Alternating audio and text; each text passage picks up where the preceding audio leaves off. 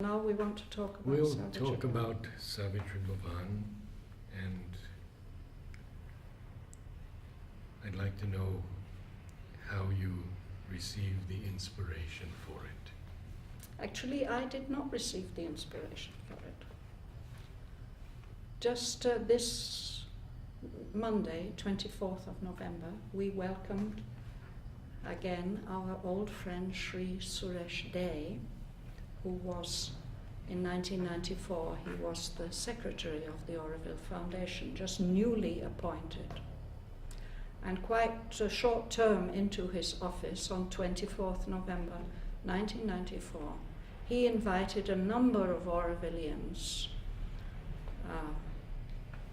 together and suggested that we should be studying Savitri. We had been reading Savitri. You had permission from the mother to read Savitri, and Shamsunda had been doing it, and Rod had been doing it.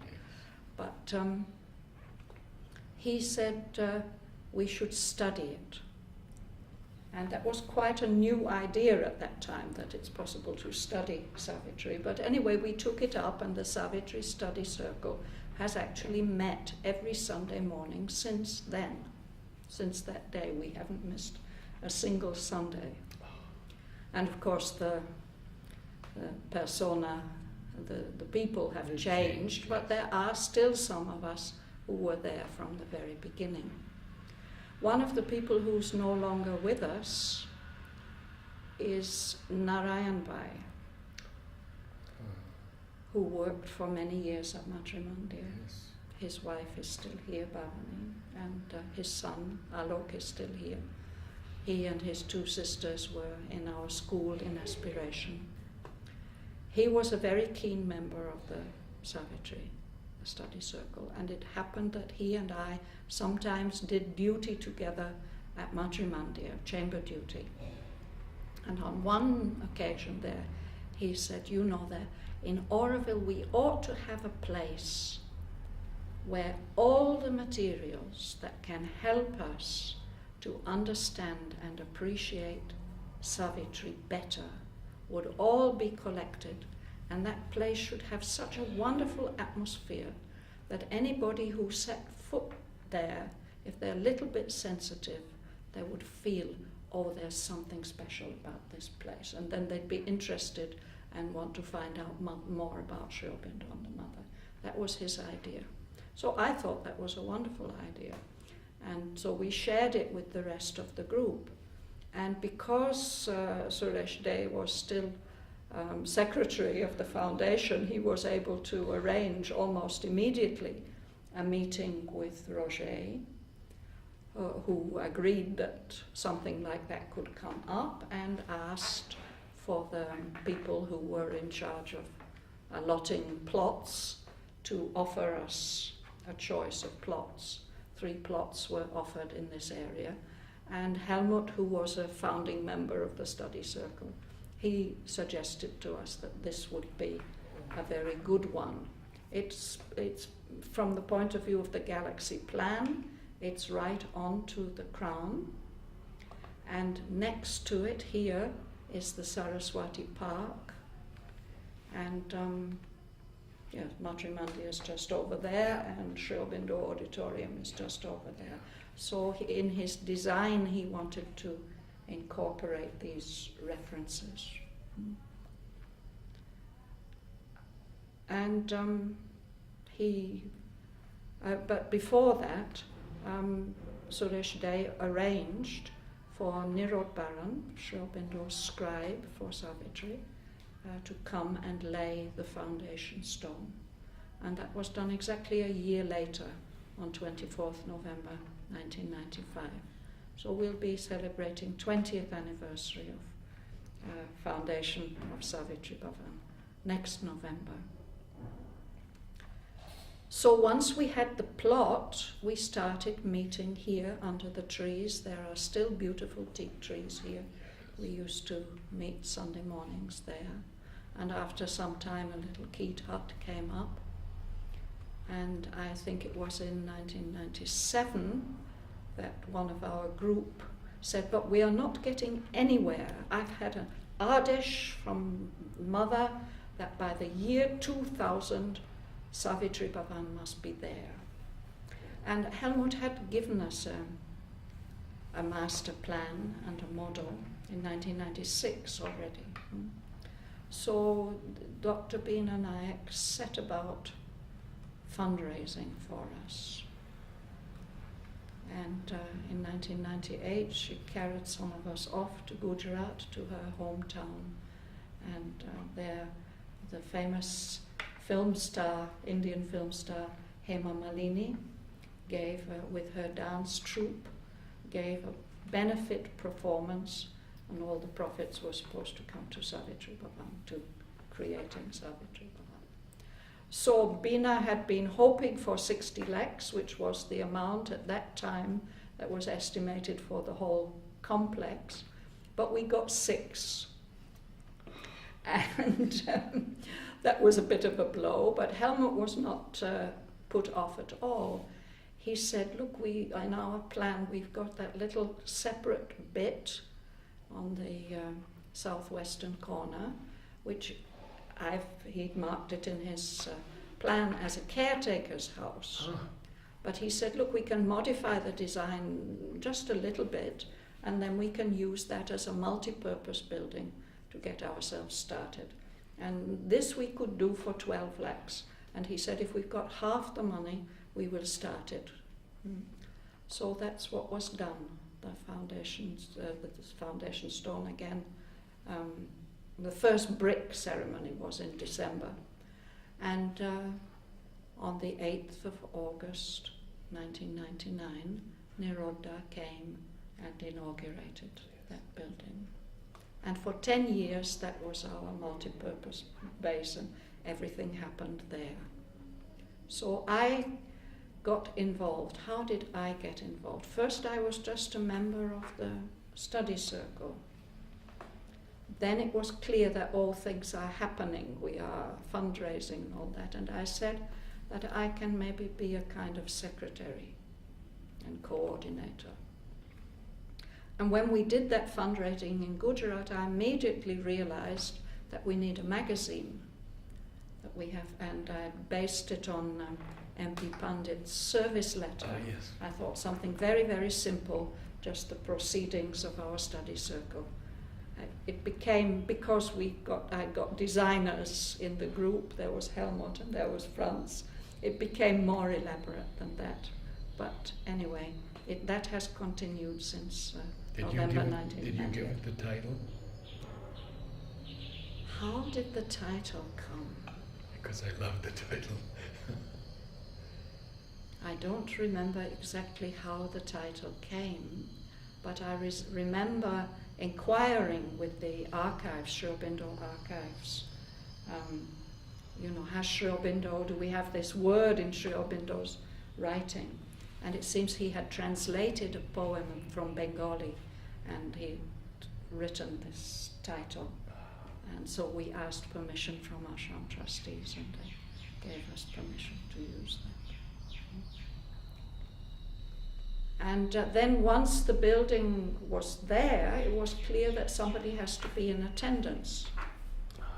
So that turned out to be me. And I call myself, to this day, I call myself the project coordinator. That's my function. So, and very early on, Tekeste, our friend Tekeste from Ethiopia, he was part of that group. He was at the home choir last night. He asked me when it happens, yes. He said, I have some experience of office work. He's a retired diplomat. I think he had to do some office work in the embassy in Delhi.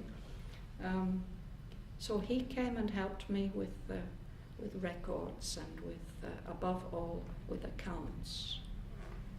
That was very, very, very nice. So the two of us were looking after the space and making things happen there.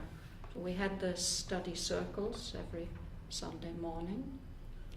We organized some exhibitions. We started a book collection.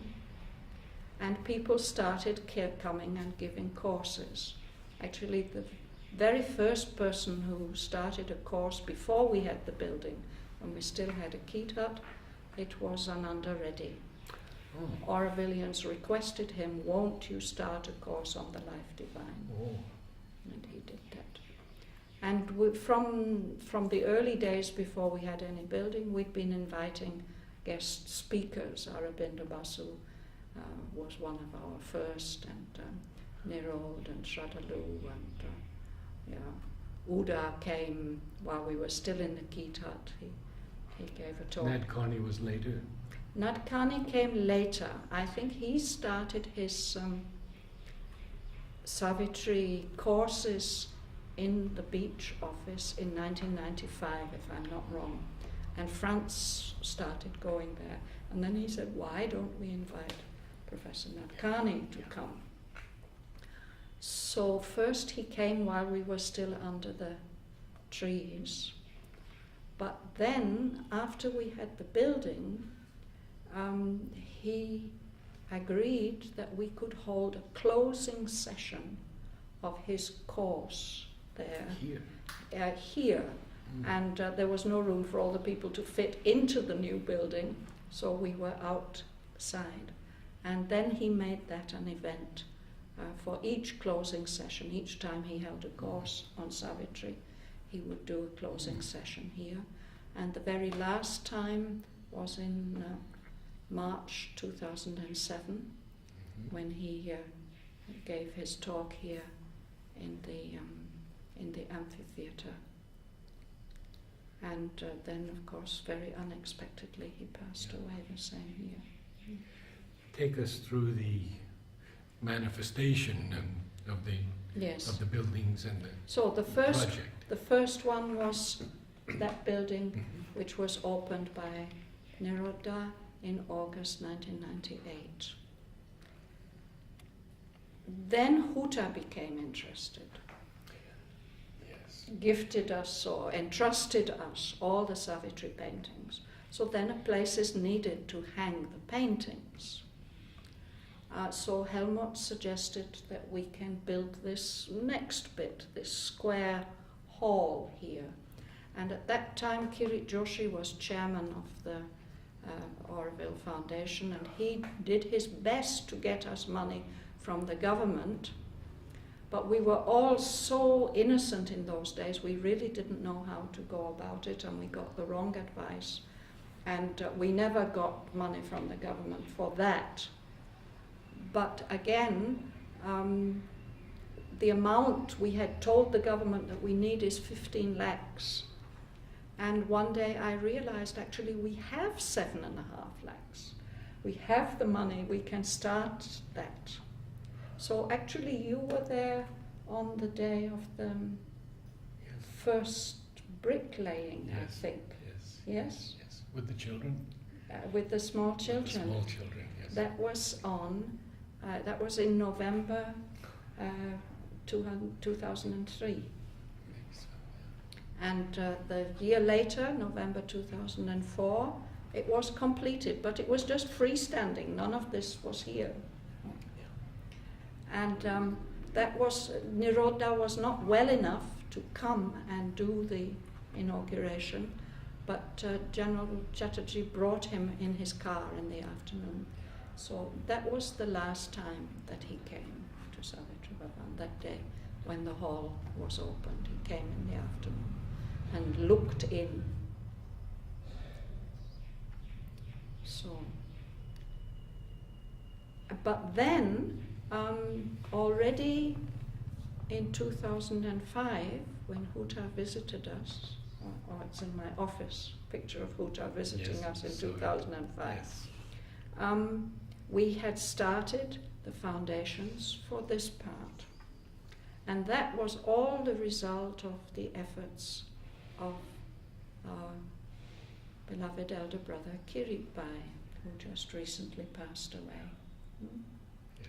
When he was chairman, he felt very, very strongly that the Indian government has to provide a lot of money for educational infrastructure in Auroville. And he he brought the then education minister in our recent issue of Invocation.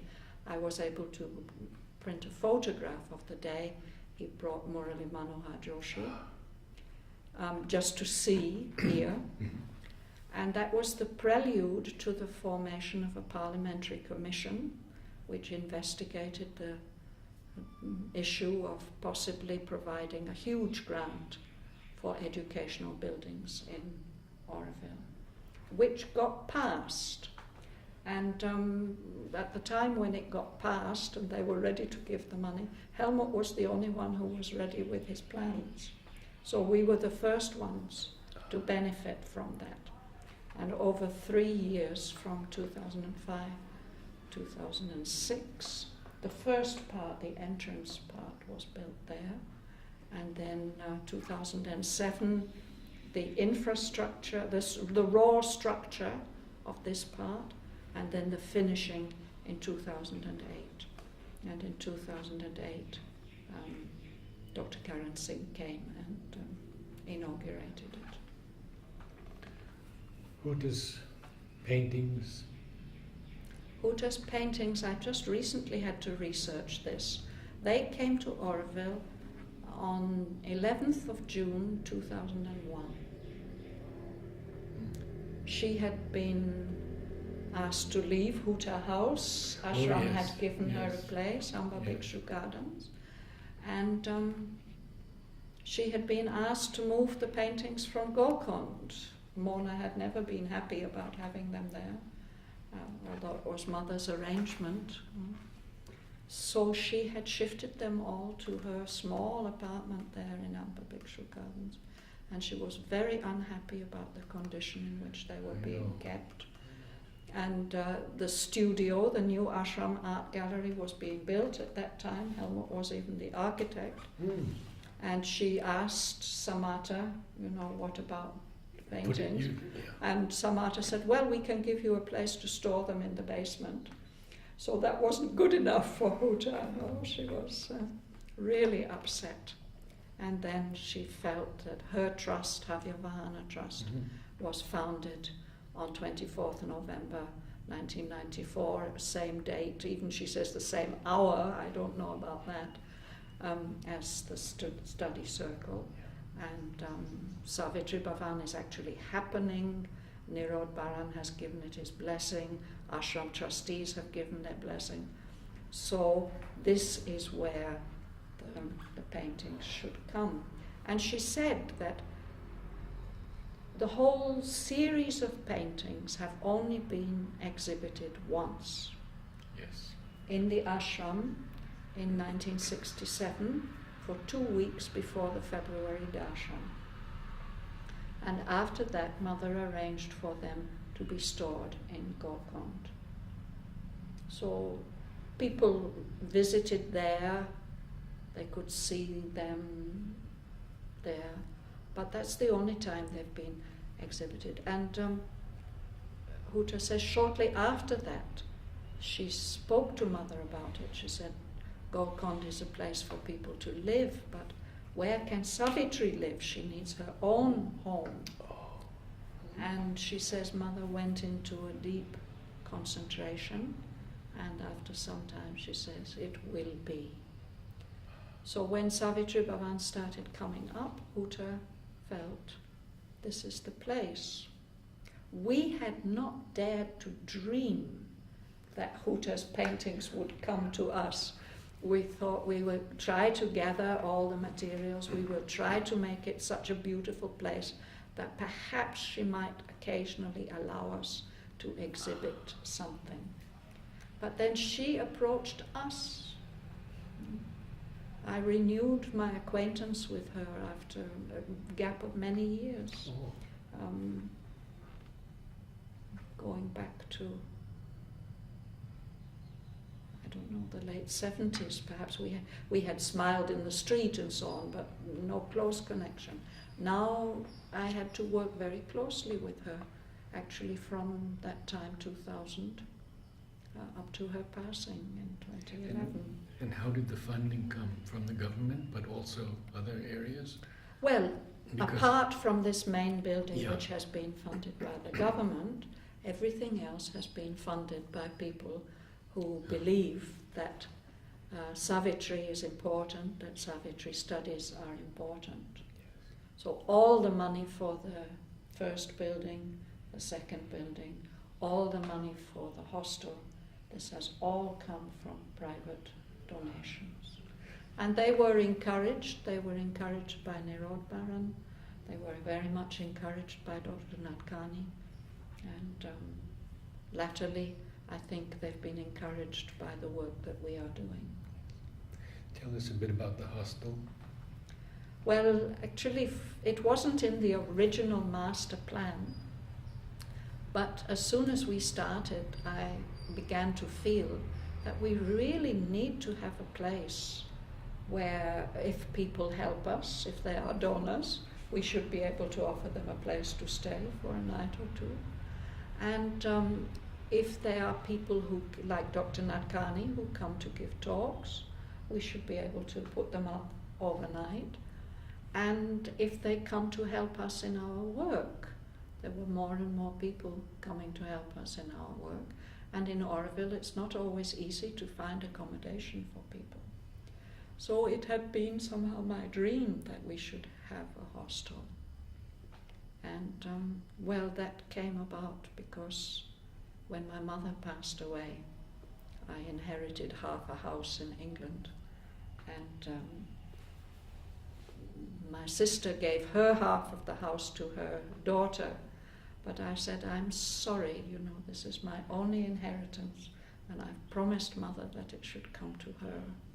So my niece very, very kindly, generously, she took out a mortgage on the house and was able to send me the starting money for the hostel. And then that was made up by other people, and actually we're still a little bit in debt, but we definitely hope to clear it off by the end of the financial year. We had to take an advance of 20 lakhs from Auroville, but it's all been paid off since beginning of 2013. So we hope that will. What are the current programs at Savitri Bhavan? Well, one of them, of course, is the Om Choir. Yes. Anand Reddy, after a gap of some years, he's coming again. He's now speaking about Savitri on Monday evenings. I do some classes. The Savitri Study Circle continues on Sunday morning, but in December 2008 we decided to start reading, as we read Savitri, to read the Life Divine. So there's a group of about 20 people who are faithfully continuing with that, and we are somewhere in the middle of part 2 of book 2. I don't know how long it will take us to come to the end, but I feel that's a very, very significant thing that's happening in Auroville. It's somehow, some of the lessons, some of the sessions, we can feel our brains growing, and then there's the sense that, well, look, here are these Aurovillians and their brains are growing together by the study of Sri Aurobindo's philosophical masterwork, and this must be having some kind of positive effect, I believe. So, and the other one that I do is the English of Savitri. That's on Thursday afternoons. Life Divine is today, 5:30 to 6:30. English of Savitri. This I actually started before there was a Savitri Bhavan. Way back in the 80s, a group of Germans arrived in Auroville and they wanted to study English. And I said, well, then we'll read Savitri. And in those days we met every morning for an hour. And one day one of them complained. He said, look, we have come here to earn money for Mother. We need to know business vocabulary, legal vocabulary, all this kind of thing. So that day, that's what we got in Savitri. I said, look. Yeah. Yes. And I'm convinced that if you have a contact with Savitri and you read regularly, then this language, the whole riches of the English language, Sri Aurobindo has put into Savitri, that sinks into your subconscious. And that has been my experience with my students over the years.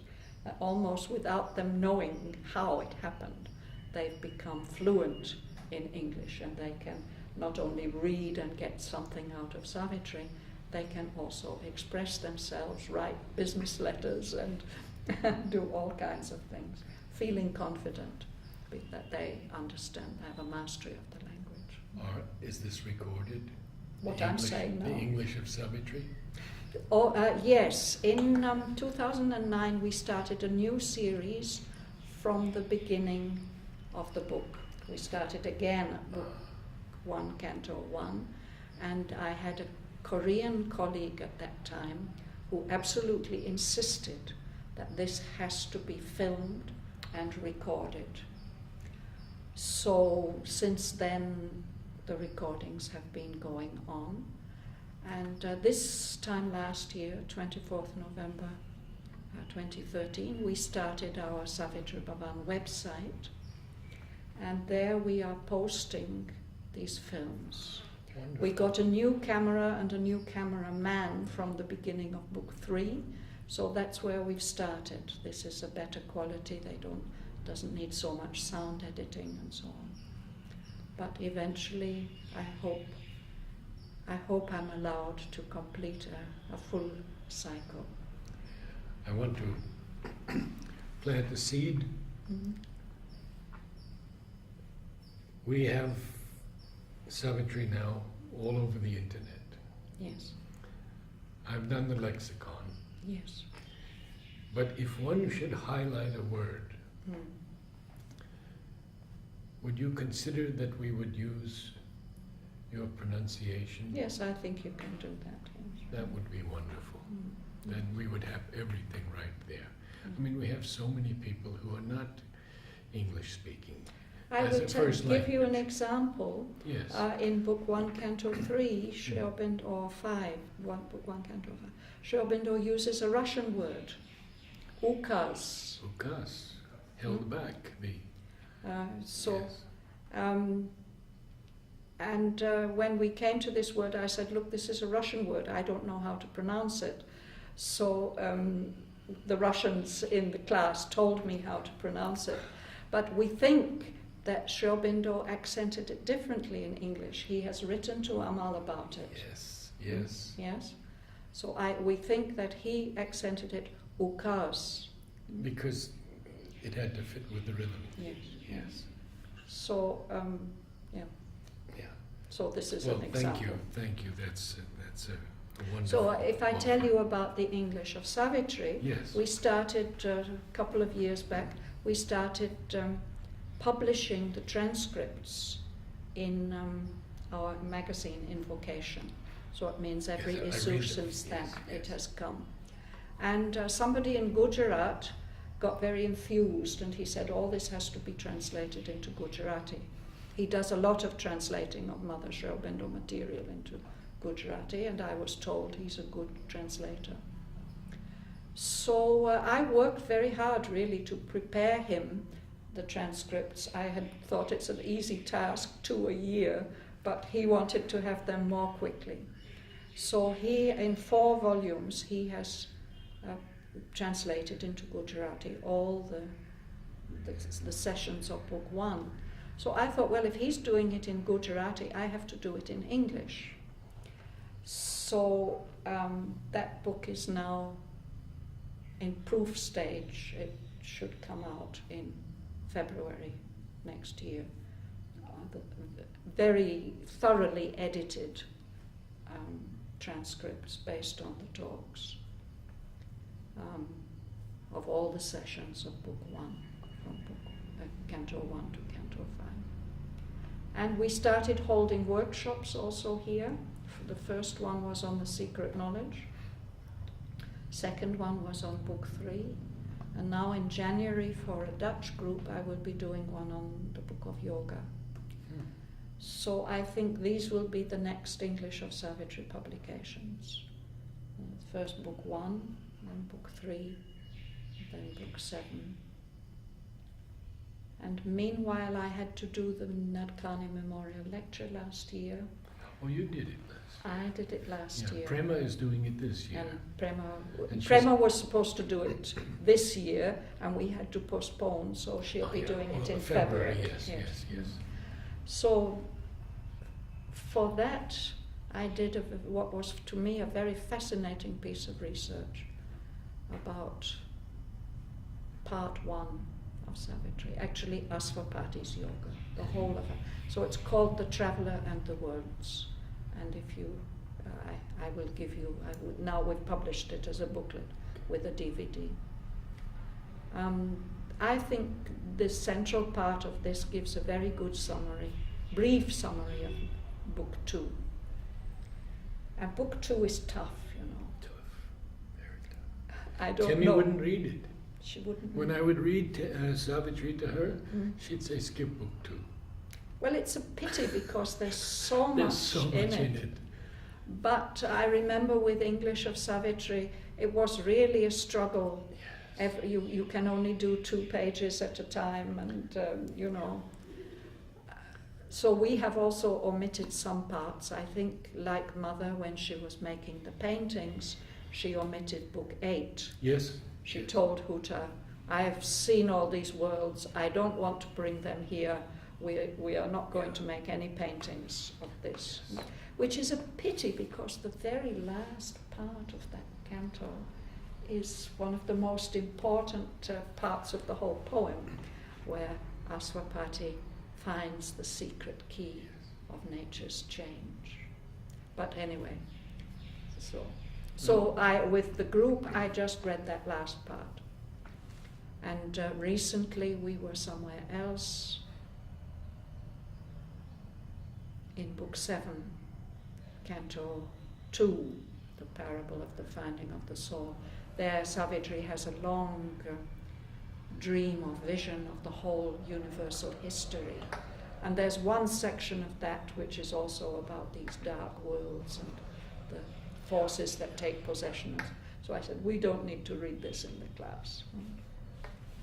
But on the whole book will be covered. Okay. And for me, these 2 things together, the detailed textual reading with the class, every word, every image, every sentence, gone into in detail. This has been such a help for the Savitri Study Circle, because there we take a little bit wider view and we see we don't go into such close textual detail, although we're doing it more and more because it's so worthwhile. But, so these 2 things, and now for me it has been 20 years. This has been an absolutely marvelous experience. And what do you see for the future expansion of Savitri Bhavan? Of course, we've talked about the gardens. Yes, there's the gardens, definitely, the Savitri Park. Yes. There are 2 more parts of the complex to be built. At the back here, the Sangam Hall, the reading hall. We envisage it as a multimedia small auditorium, perhaps for 250, 300 people. This will actually be the next one on the list. And we hope to have an inauguration perhaps in 2015. I mean, a first brick ceremony. And the other part that we feel now we have to do is that Huta's wish, and she said Mother's wish, was that all the meditations on Savitri paintings should be on permanent display. And you need room for And that. we don't have room for that. Yes. So somebody, I think it was even Shraddhavan, looking at the model, said, you just have to double the size of it. And Helmut has taken that up, that yes, we can kind of mirror the existing one at a little distance, then it would be possible to have the full series on permanent display. So with these two things, then the premises would be, we could say the complex would be complete. For the program, I just hope that it goes on growing organically as it has grown with the mother's inspiration. All the time I feel that it is she who's the motor, who's driving this. On the day when the foundation stone was laid, Narad Bhavan invoked the presence and blessings of Sri Aurobindo and the mother. And it was palpable, the response. That was the moment when I became hooked to this project, because it was such a powerful feeling of them saying, yes, tatastu. You know? And we've been trying to live up to that. Soon I will not be able to continue with the administration the way that I'm doing now, so there's a management team coming up who will take over that part. As long as I can, I will go on doing research and sharing and PR to a certain extent. Yes. I see work going on all the time down below. Yes. And that is... Yes, we have these rooms down here for the researchers. There's a lot of curatorial work to be done with Huta's treasures. Mm-hmm. So that's an area that needs developing. The reading room could use a proper librarian who's dedicated. It's a small collection, but it's a significant collection. If there'd be somebody who has really professional knowledge who would. And then one of the plans is that the catalogue and the Savitri bibliography, we are trying to keep up with this, all new publications on Savitri and journal articles on Savitri. This can all be posted on the website. So I think the website will become richer and richer. In closing, would you recite a few lines from Savitri for us? Well, I must say I don't have anything in my memory. I'd have to go and get a book. There's no such thing as focusing entirely on Savitri. Savitri is so universal. The mother has said he's put the whole universe into this book. No, but life So is life divine still. Life divine is life divine. But if we want to understand and appreciate this book in depth, we need to study and read everything else that he's written. We need to study and read. We have to go deep into the mother's work and even the mother's experiences, as told in Agenda. And we have to study Vedas. We do have Sanskrit classes here. We know Vladimir is no longer here, but more and more we see that this is the Vedic knowledge, and he uses a lot of Vedic imagery. In Purani's book, he gave us beginning insight into it. Yes. No, and what we find, is that reading the two simultaneously is very enriching.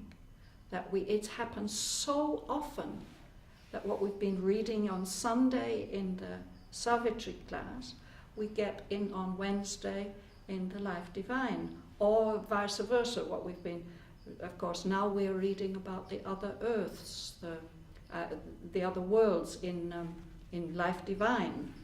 So that helps so much to understand Book 2, you know. So I would not suggest trying to cut up Sri Aurobindo into, but the more centers there are for studying Sri Aurobindo's works, the better it is. Even inside in Auroville? Anywhere in the world. But we are not focused just on one book. But still, the question was, do you think there's a need to build another center which would be like in philosophy or on like Life Divine synthesis? Is it this? This is not up to me to say that. No. Just your personal feel. Or it could I be mean, centered for, here as for well. the moment, for Auroville, this is the center, I feel, where we are trying to open the mind. You know, Mother has given us Matrimandia, that's the soul of Auroville. We go there to receive the light directly into the soul. But in order for that light that to be lived, the mind has to collaborate. So for that, some mental study of Sri Aurobindo's works is going on here. And at the moment, this is the place where it's happening. But I always say there shouldn't only be one place in Auroville where it is happening. It should be happening everywhere. Yes. Yeah. So if somebody feels inspired to start a new center, I will not say that's... I will not feel that anybody's encroaching on our territory. What have you chosen for us? I don't know. Have you got any ideas? Perhaps I would go to the end of Canto 3. Okay. This, yeah?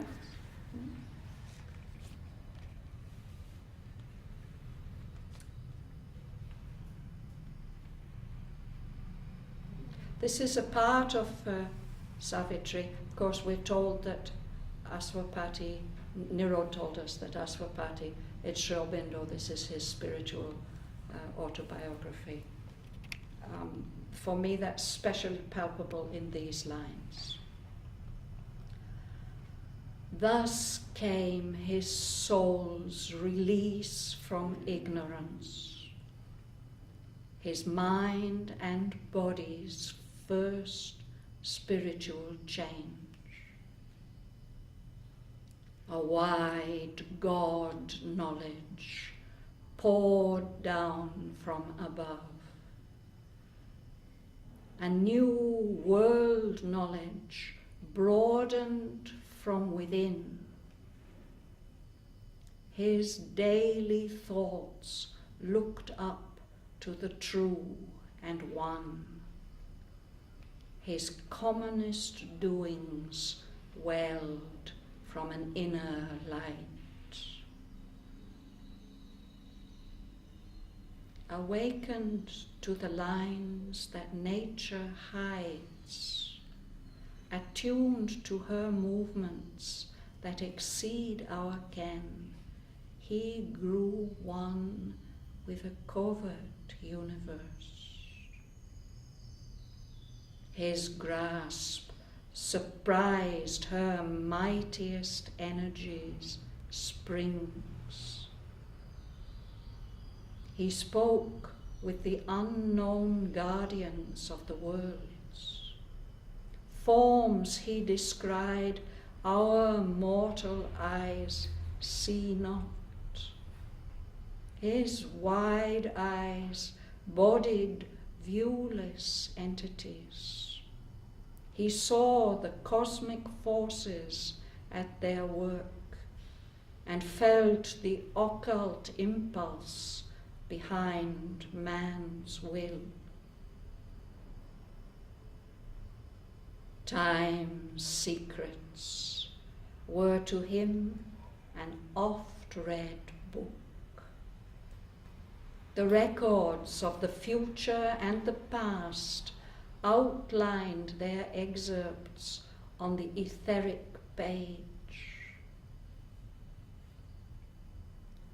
One and harmonious by the Maker's skill, the human in him paced with the divine.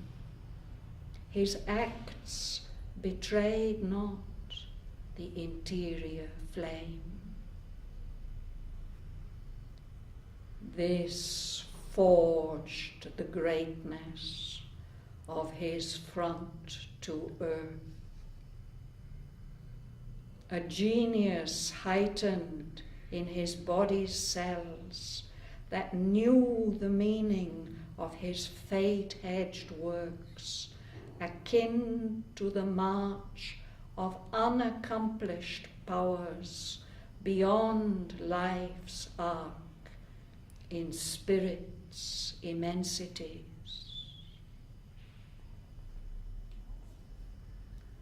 Apart he lived, in his mind's solitude, a demigod shaping the lives of men. One soul's ambition lifted up the race. A power worked, but none knew whence it came. The universal strengths were linked with his, filling earth's smallness with their boundless breadths. He drew the energies that transmute an age.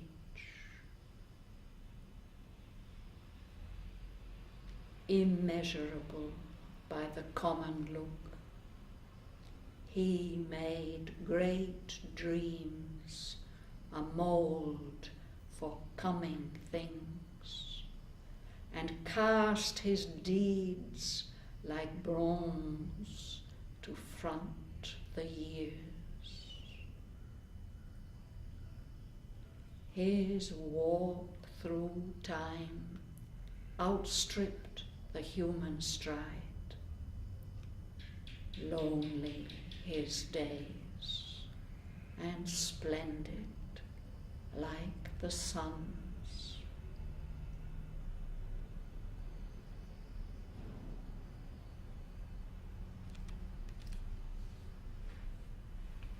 Thanks to Shraddhavan. Thank you for this very special. Thanks for the opportunity. Thanks to all of you.